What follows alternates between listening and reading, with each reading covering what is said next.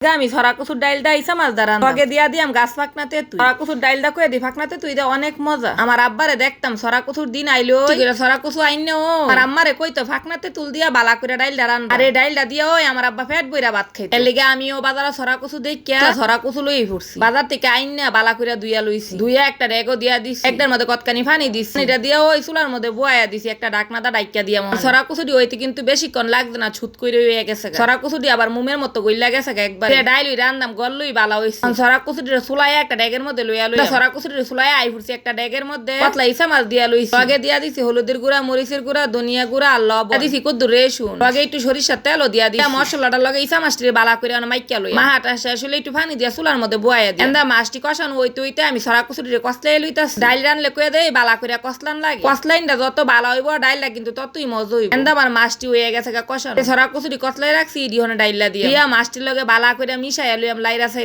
কিন্তু কারি দেহ দা লারাত রাহন লাগবে। ডাইলে কয়ে দে নিচে দা লাগিয়া যাইবো গা, তখন আবার ডাইলটা হাইতে ভাল লাগতো। আমার ডাইলটা যখন মিশান হইয়া যাইবো গা তখন পানি দিয়া দিই আন্দাজ মতো কয়ে দে ওই পানিটা দিছি, একটা ডাকনা দা ডাইকা দেওয়ার পরে কয়ে দেই কতক্ষণ পরে পরে লারা রাহন লাগবে। ডাকনাটা উড়াই এক মোট কাঁচামরিচ দিয়া দিয়া আগে দিয়া দিছি ফাঁকনাতে তুল, কাঁচাতে তুল দা রানলো অনেক মজা। তখন তো আর কাঁচাতে তুল নাই, এর লেগে আমি ফাঁকনাতে তুলি দিয়া দিছি। আগে দিয়া দিয়াম কতলা বিলাতিও যার ভাত পাতারি কয়ে দে আমার গাছের একবারে টাটকা ডাইলটার মধ্যে দিয়া ফাতারি লাইরা সাইরা মিশাই লই ছড়া কচু ডাইলটা কয়ে দে হইয়া গেছে গা, একটা গ্রান করতেছে ফাঁকনাতে তুলে দেখেন কালারটা কত সুন্দর হইছে। ওখানে আই ফুরছি মুরগির মাংস রান্তা, এর লেগে চুলার মধ্যে একটা ডেক বয়া দিছি, মুরগির মাংসটিরে সব মশলা টসলা দিয়া বালা কইরা কসাইলা মাখছি। মাহামাহি কাজটা যত ভালো হইব মাংসটা ততই মজা হইব। মাংসের মাহাটা দেখাইলে ভিডিওটা বড় হইয়া যাইব, আর আপনারা দেখতেন না। এর মধ্যে মাংসটি দিয়া বালা কইরা কাড়ি দা লাইরা সাইরা লই মাদা ডাইকা দিয়া ঢাকনাটা উড়াইয়া ছায়া দি মাংসের গায়ের থেকে পানি উঠতে গেছে, পানিটা দিয়ে ওই আমি মাংসটা কষাইয়া লইছি, মানে কতখানি ঝুল দিয়া দিছি মাংসের মধ্যে। আমি কইয়া দি আজকে মাংসটা ঝুল দিয়ে হাই, প্রতিদিন তো বুনা বুনা করে হাই, আজকাল লিগা ঝুল দিয়া হাই সপ্তাহে ওই দেহন লাগে কোনটা মজার কোনটা বেমজা। লগে কইয়া দি কতলা আলুও দিয়া দিছি, আলু ছাড়া আমার কাছে আবার মাংস টাংস তরকারি ভাল লাগে। দুপুরে আমরা এই তরকারিটি দিয়ে ভাত খাই।